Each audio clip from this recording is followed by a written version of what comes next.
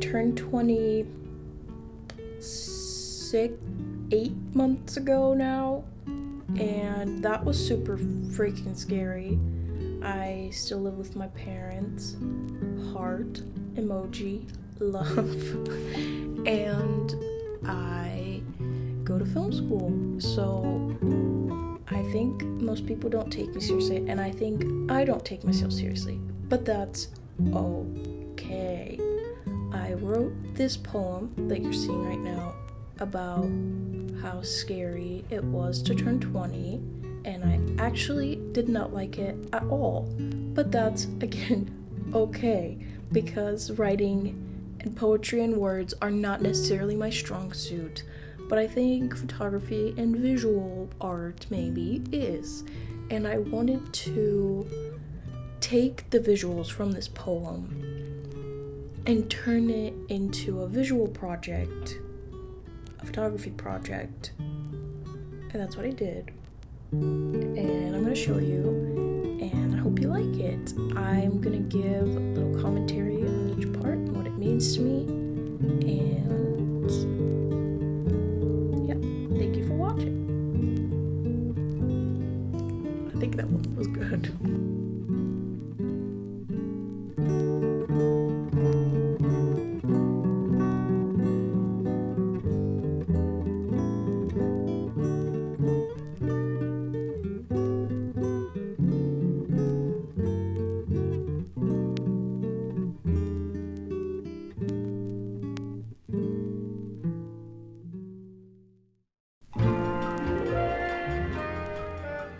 So, Little Girl was unfortunately the photo that I did the worst job of documenting. What I did do a good job of documenting was the makeup that I did for it, and I wanted to talk about that for a second because it's kind of a really central point to this photo. This entire concept I wanted to be kind of a tribute to my younger self and how much I love being a little girl and how much I miss it. And I wanted to do my makeup kind of how I wish I could have done my makeup as like an 8-year-old, and I just wanted to have fun, I guess, and be really bright, really colorful. I distinctly remember I really wanted to have blue eyeshadow as a kid. I just miss being a little girl. I think it sucks that as we get older, kind of femininity becomes more about pleasing other people than pleasing ourselves and having fun. And I miss doing my makeup just for me, to have fun, even if it doesn't look good, or even if it's too colorful or not appropriate for a certain situation. And I think about that a lot. I did also do some finger painting for this, and here are the final shots.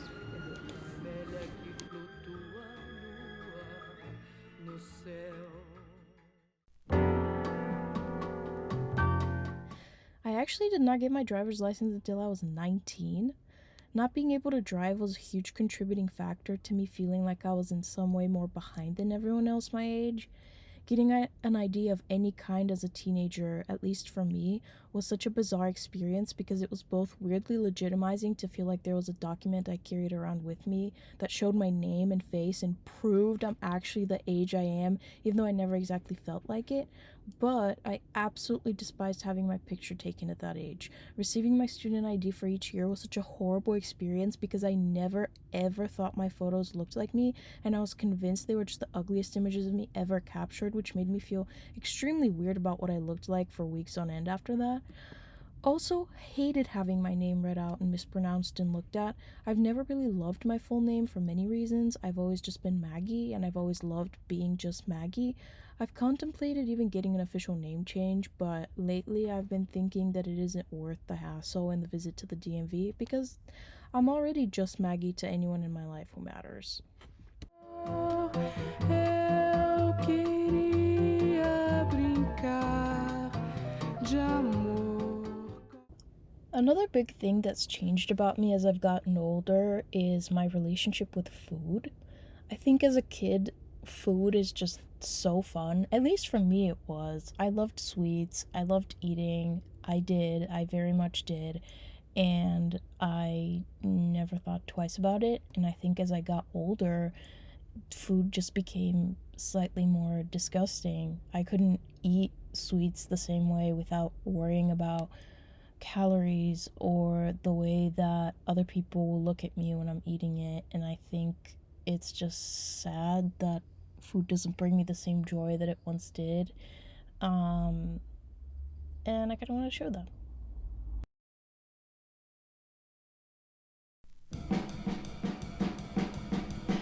Boy was actually my favorite out of all of the photos to shoot.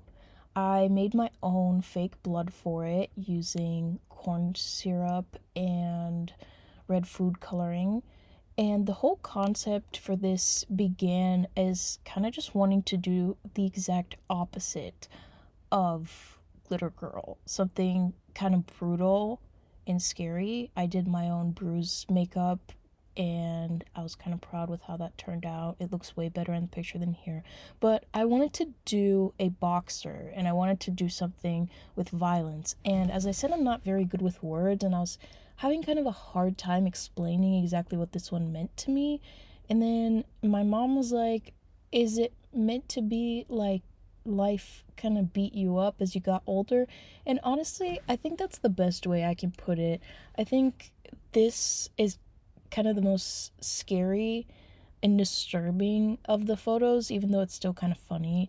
But I think it's such an escalation going from glitter and finger paint to bandages and blood, and I was super happy with how it turned out. I wanted it to be brutal, but I wanted it to be fun, and I think it was.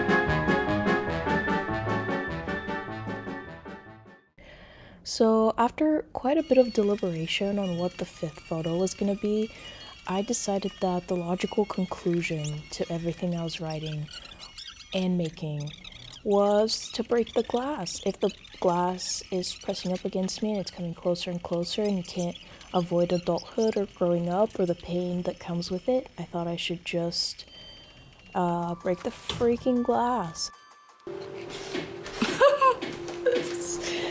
Stupid. My thinking was really, if this project was a book or an album, then this would be the back of the album cover or the back of the book. I wanted to include the poem. That's the little paper that you're seeing. But I didn't want it to be too prominent or corny. Yes, those are bugs. There was bugs that attacked me while I was making my art. So I had to get my dad. So as I was saying, I wanted to include the poem, but I didn't want it to be too prominent because I think visual art that relies too much on words can be kind of corny a little bit. And I just didn't want to go for that vibe. I really wanted the piece to be understood whether you pause to read the words or not, especially in the context with the other photos, and I'm happy with how it turned out.